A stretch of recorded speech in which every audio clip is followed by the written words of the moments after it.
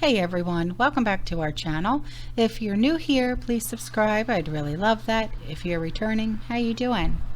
What we're going to be talking about today is the ongoing financial crisis. All right. As we start to sort through the fallout of the Silicon Valley Bank, or SVB, and Signature Bank, and the government's reaction to it, the next question is, what's next? Government officials, mainstream pundits, they insist everything is fine now.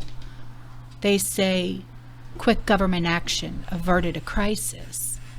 There is no longer the 2008 financial crisis. This is the 2023 crisis. It's been a long time. 15 years since we had a financial crisis. I'm honestly surprised it's taken this long for a crisis to begin, but I'm not surprised that we are having a crisis.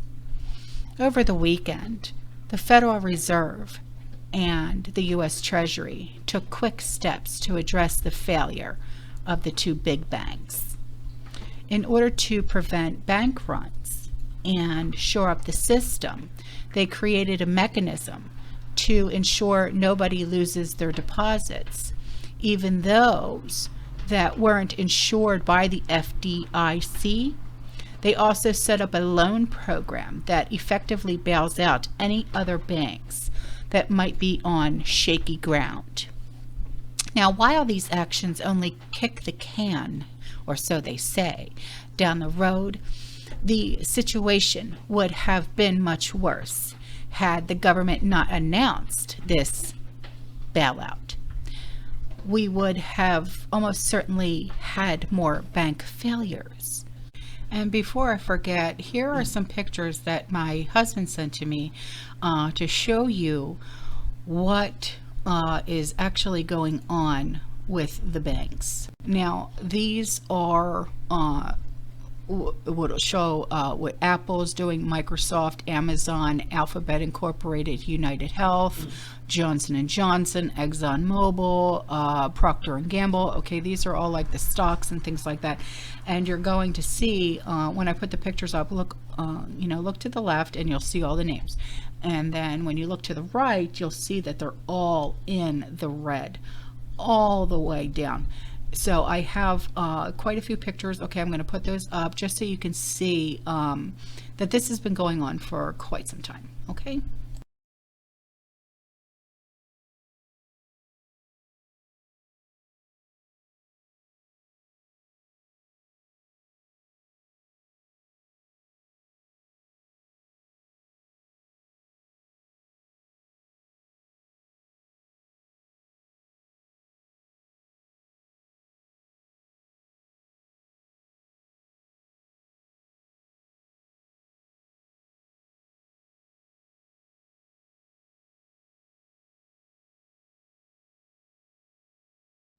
Of course, government officials, including Biden, insist this is not a bailout.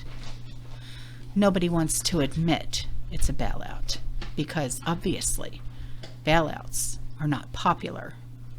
And so they want to distance themselves from that language. But this absolutely is a bailout.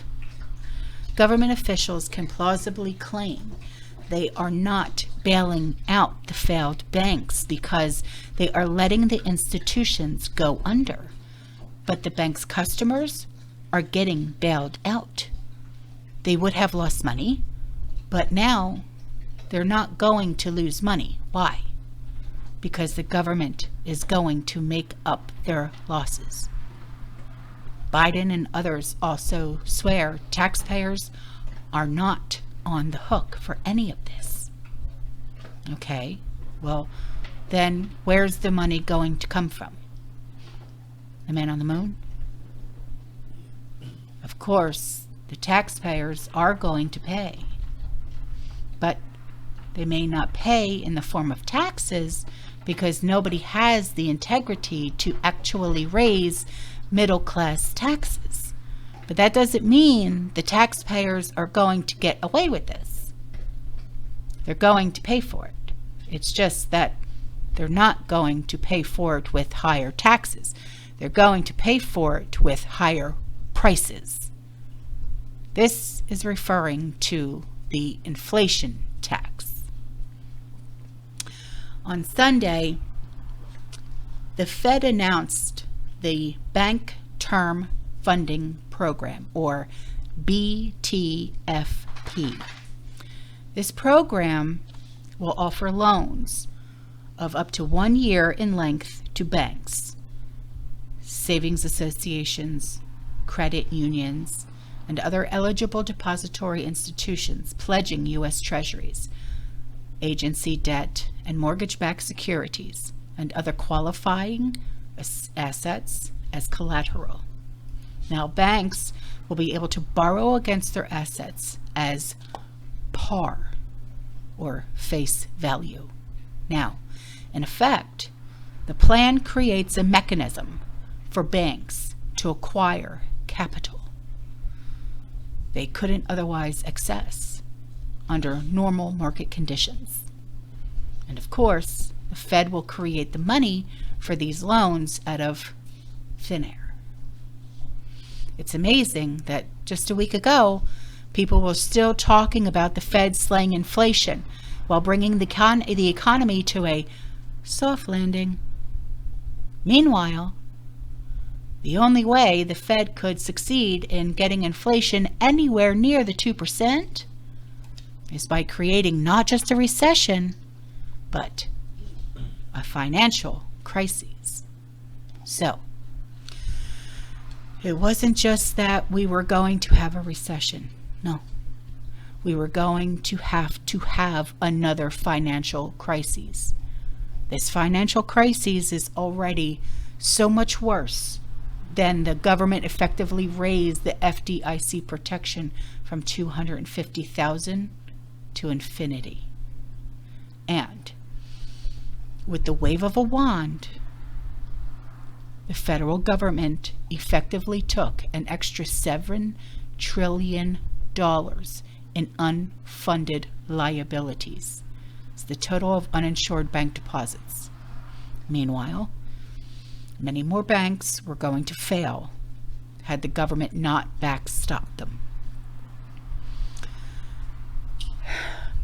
Those executives were bailed out because they would have lost their jobs when the banks went under, but now their banks are not going to go under because of the bailout.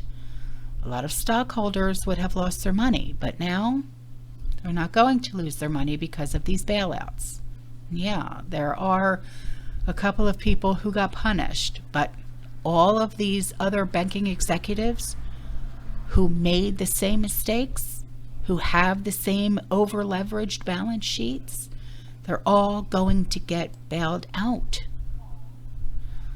Biden even said he was going to find the people responsible for this situation and punish them and hold them accountable. So, the Secretary of Treasury, Janet Yellen, okay, the people responsible for this mess are all the chairmen, the chair ladies of the Federal Reserve, starting with Alan Greenspan right up to Powell. Nevertheless, the powers that be claim their quick action prevented bank runs and the financial system remains sound. Your money is safe, they say. Now, as a result of these bailouts, the money that people have on deposit at banks is at greater risk than ever. In fact, it's not just the deposits at these failed banks, but every deposit at every bank is now at risk. And the reason is because of inflation. Massive inflation is going to be created to pay for these bailouts. A return to quantitative easing. Prices are going to go through the roof, and this means that the purchasing power of bank deposits is going to fall through the floor. So, my next thing that I'm going to say is what I've been saying for a couple of years now. Leave just enough in your bank accounts to cover a month's worth of your bills, like your automatic withdrawals, like your mortgage, your car insurance, your car payment, whatever your monthly bills are. Leave just enough in there to cover your monthly bills. Okay, if you have automatic withdrawal on all of your bills, leave just that amount in there and take out the rest. Okay, and because what will most likely happen next, and I'm not going to say yes, this is exactly what's going to happen, I'm saying what most likely might happen next is, if this happens again, ATM cards are not going to work, credit cards might not work, things like that. So just prepare yourself. I would not go crazy with buying gold and silver and this and that and the other and putting things in T-bills or stocks, bonds. No, please don't. Just keep your cash on hand. That's what I'm doing. My husband and I are doing. When I spoke to another community member, that's what I told them to do. It's just, I'm going to tell you what I'm doing. It may not work best for you, but this is what I'm doing. Me and my husband are doing. So, and if it's working out okay for us, it just might work for you. Okay. And plus, that our prepping, our ways of living is like another insurance policy. So if you want to invest your extra money into your preps, okay, that would, probably work best.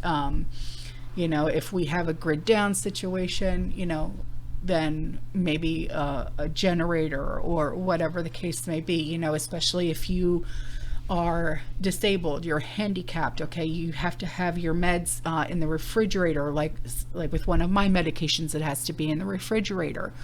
So have you looked into getting one of the mini fridges? They're small, okay, they're like this, and they're $50, okay, and you can plug them into your car or USB, okay, things like that. That is what I would be focusing on, okay? Just small little things. They're little conveniences that will make life a little bit easier for us. That's what I would be focusing on, okay? If you feel you are comfortable with the amount of preps, meaning food and water, in your first aid kits and stuff like that, then start thinking outside your box. Okay. All right, guys, that's all for this video. I will see you in the next one. You stay safe, you stay positive, you keep prepping, and as always, fear less. Ciao.